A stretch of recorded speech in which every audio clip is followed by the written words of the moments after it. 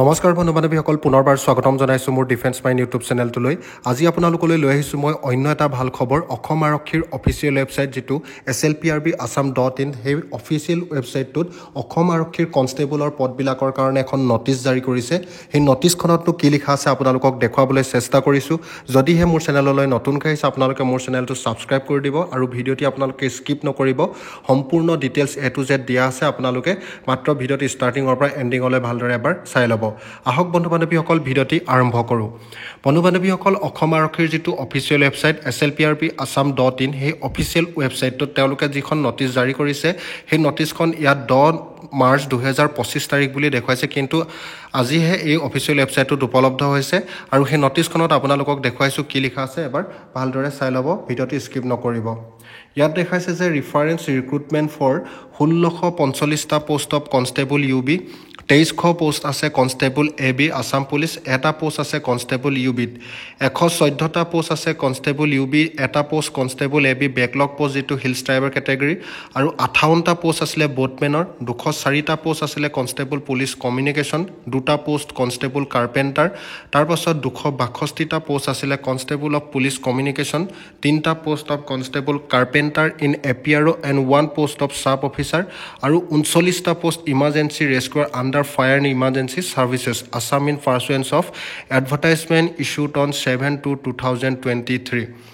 তাৰপাছতে 269টা post of constable grade 3 under DCCD and CGHG Assam in pursuance of advertisement issued on 25/1/2024, আৰু 5টা post আছিলে havildar under DGCD and CGHG Assam in pursuance of advertisement issued on 6/10/2023। তাতোতকৈও এটা ভাল খবৰ হৈছে যে the result of the physical efficiency test PET of the above mention post will be uploaded at 11 AM 12/3/2025 at SLPRB website www.slprbassam.in। বন্ধু বান্ধৱীসকল, যিটো physical efficiency টেষ্টৰ result 12 March 2025 তাৰিখে দিব বুলি কৈছে, আৰু ৰাতিপুৱা 11টা বজাৰ পৰা আপোনালোকে অসম পুলিচৰ যিটো অফিচিয়েল ৱেবছাইট slprbassam.in, এই অফিচিয়েল ৱেবছাইটটোত উপলব্ধ হ'ব বুলি তেওঁলোকে ইয়াৰ নটিচখনত দিছে। আপোনালোকে অহাকালিলৈ 11টা বজাৰ পৰা নিজৰ ৰিজাল্টসমূহ চাব পাৰিব, যিটো অসম আৰক্ষীৰ অফিচিয়েল ৱেবছাইট আছে, আৰু মোৰ ভিডিঅ'ৰ ডেছক্ৰিপশ্যনতো ইয়াত লিংক দিয়া আছে, আপোনালোকে ডাইৰেক্ট লিংকটোত গৈ পিনে ৰিজাল্টসমূহ চাব পাৰিব। একেবাৰে শেষত আপোনালোকৰ ভাল খবৰটো দিছে যে the result of the physical efficiency test, physical এফিচিয়েঞ্চিৰ যিটো টেষ্ট হৈছিলে তাৰ ৰিজাল্টসমূহ আপোনালোকে উপলব্ধ কৰিব অহাকালিলৈ 12 মাৰ্চ 2025 তাৰিখ 11টা বজাৰ পৰা অসম আৰক্ষীৰ যিটো অফিচিয়েল ৱেবছাইট slprbassam.in। আপোনালোকে যদি চাব নোৱাৰে এই অফিচিয়েল ৱেবছাইটটোত, মোৰ ভিডিঅ'ৰ ডেছক্ৰিপশ্যনত লিংক দিয়া আছে, লিংকটোত গৈ ডাইৰেক্ট ক্লিক কৰি আপোনালোকে ৰিজাল্টসমূহ চাব পাৰিব নিজৰ মোবাইলতে অতি সহজেই। বন্ধু বান্ধৱীসকল, ভিডিঅ'টি আজি মানে তেওঁলোকে যিখন নটিচ দিছিলে নটিচখন আপোনালোকক দেখুৱাইছোঁ।